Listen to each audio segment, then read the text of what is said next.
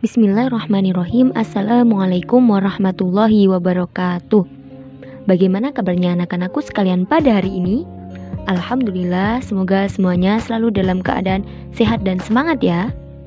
Oke, pada hari ini kita akan melanjutkan materi IPS kelas 7, yaitu tentang permintaan, penawaran, harga, dan pasar. Yang pertama yaitu permintaan. Pengertian permintaan. Permintaan adalah kesediaan untuk membeli barang dan jasa pada berbagai jumlah, tingkat harga, waktu, dan tempat tertentu.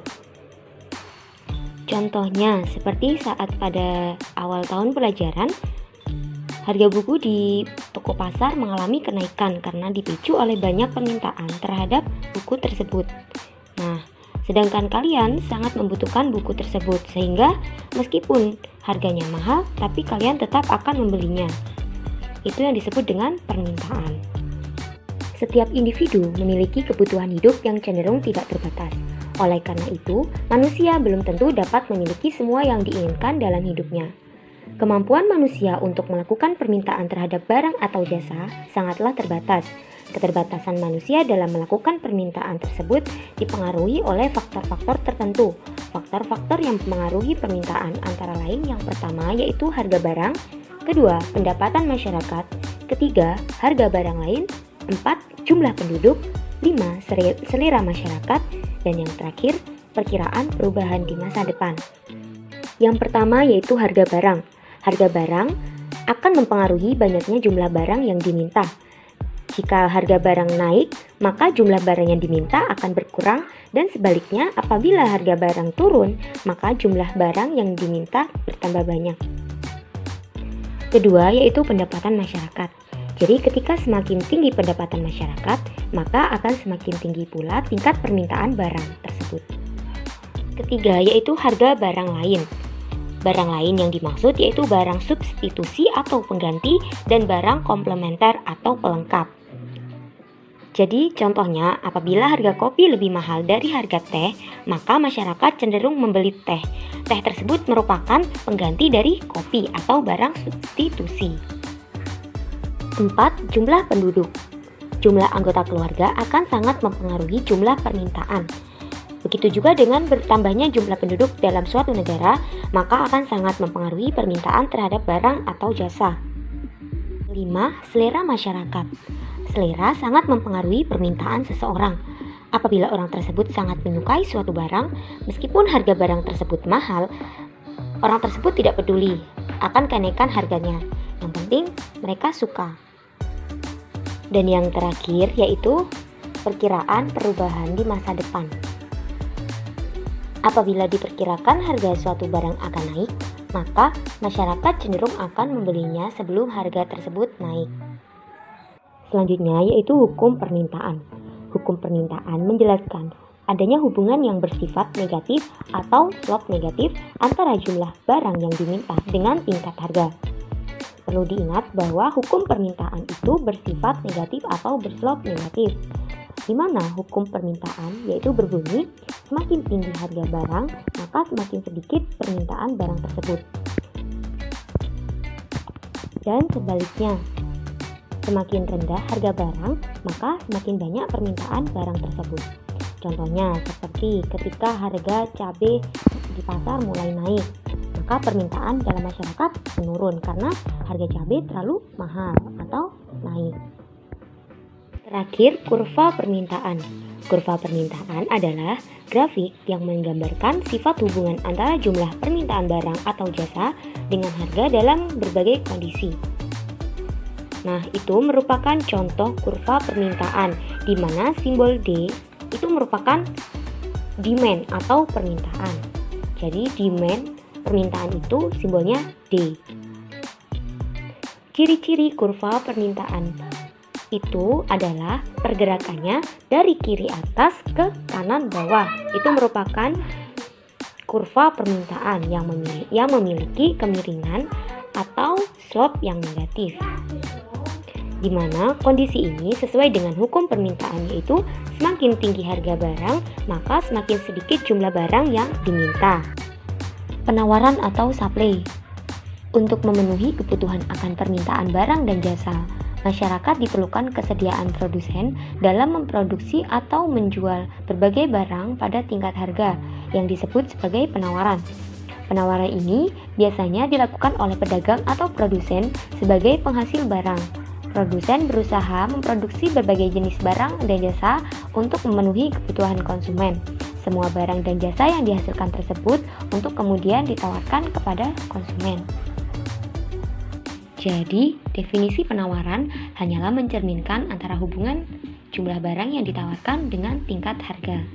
Kemudian faktor-faktor yang mempengaruhi dalam menentukan penawaran antara lain yaitu harga barang, biaya produksi, tingkat teknologi, harga barang lain, dan tujuan perusahaan.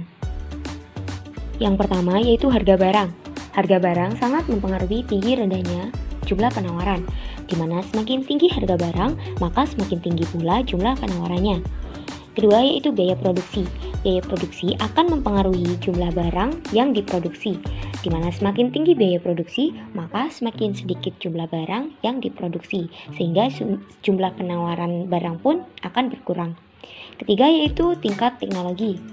Tingkat teknologi yang digunakan dalam proses produksi menjadi faktor penentu lain dari kuantitas produk yang dapat ditawarkan produsen.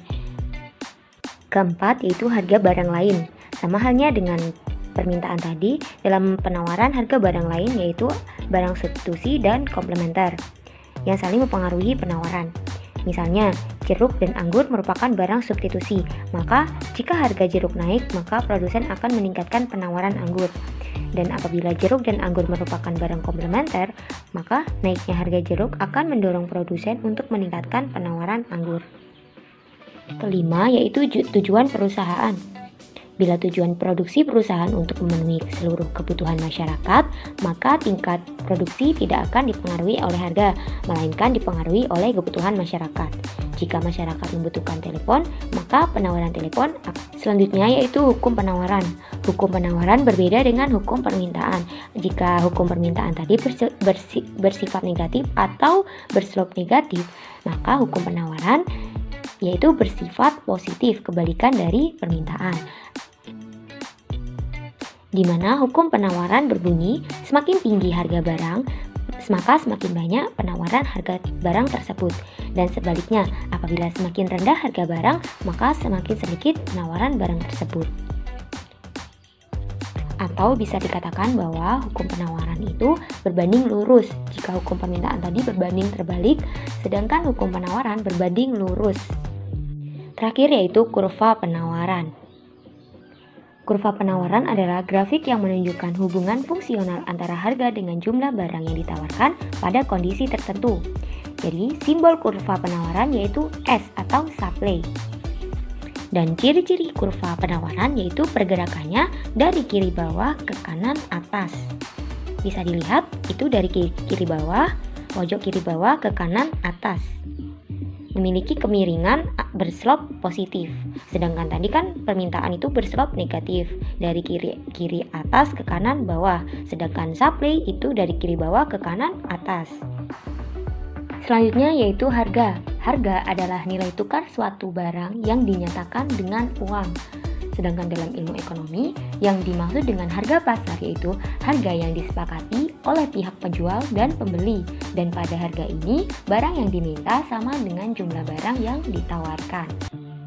Harga pasar dapat disebut juga sebagai harga keseimbangan, karena pada harga tersebut akan ada keseimbangan antara jumlah barang yang ditawarkan dengan jumlah barang yang diminta. Dan terbentuknya harga pasar ini melalui proses tawar-menawar antara penjual dan pembeli terlebih dahulu. Harga pasar ini juga terjadi setelah adanya kesepakatan antara harga oleh penjual dan pembeli. Dan pembahasan kita yang terakhir yaitu pasar. Pengertian pasar terbagi menjadi dua, yaitu pasar dalam arti sempit dan pasar dalam arti luas. Dalam arti sempit, pasar yaitu tempat bertemunya penjual dan pembeli untuk melakukan transaksi. Sedangkan dalam arti luas, pasar adalah sarana bertransaksi penjual dan pembeli baik bertemu langsung maupun tidak langsung. Kemudian syarat-syarat pasar. Yang pertama yaitu adanya penjual, adanya pembeli, tersedianya komoditas tersebut baik berupa barang ataupun jasa yang diperjualbelikan. Keempat yaitu sarana untuk bertemunya penjual dan pembeli atau tempat atau alat komunikasi, itu yang dimaksud dengan sarana. Dan yang kelima, terjadi kesepakatan antara penjual dan pembeli. Selanjutnya, fungsi dan peran pasar bagi kegiatan ekonomi masyarakat. Berikut merupakan fungsi dan peran pasar bagi kegiatan ekonomi masyarakat. Yang pertama, sebagai sarana memenuhi kebutuhan hidup. Kedua, sarana mendistribusikan barang dan jasa. Ketiga, sarana memperkenalkan barang dan jasa. Dan keempat, sarana meningkatkan pembangunan. Dan yang terakhir yaitu jenis pasar. Pasar dapat dibedakan menurut beberapa kriteria. Yang pertama yaitu jenis pasar menurut wujudnya. Terbagi menjadi dua, yaitu pasar konkret dan pasar abstrak. Kedua, menurut jenis barang yang diperdagangkan. Terbagi menjadi pasar barang konsumsi dan pasar barang produksi. Ketiga, menurut luas jaringan distribusi, terbagi menjadi pasar setempat, pasar nasional, pasar regional, dan pasar internasional. Keempat, menurut waktu penyelenggaraan, terbagi menjadi pasar harian, pasar mingguan, pasar bulanan, dan pasar tahunan. Dan yang terakhir, menurut organisasi atau strukturnya, yaitu terbagi menjadi pasar persaingan sempurna dan pasar persaingan tidak sempurna. Nanti lebih jelasnya bisa kalian baca atau lihat di buku paket BOS Ilmu Pengetahuan Sosial halaman 165 sampai 168. Baik, itu tadi materi kita pada hari ini. Semoga bermanfaat. Terima kasih. Wassalamualaikum warahmatullahi wabarakatuh.